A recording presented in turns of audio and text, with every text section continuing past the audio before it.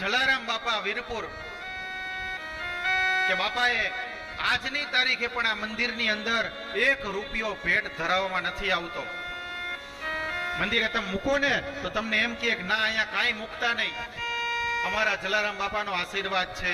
અને આજની તારીખે જલારામ બાપાના વીરપુરના અન્ન ક્ષેત્રની અંદર કઈ વસ્તુઓ ક્યાંથી આવે છે તેની હજી સુધી કોઈને કાંઈ ખબર નથી.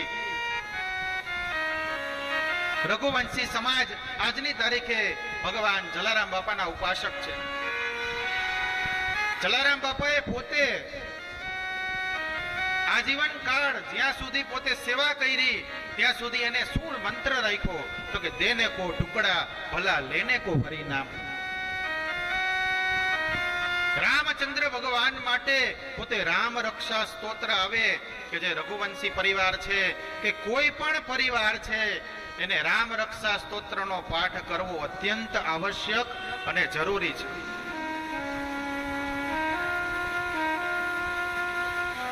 જલારામ બાપાએ પણ એની આજીવન ઉપાસના કરી.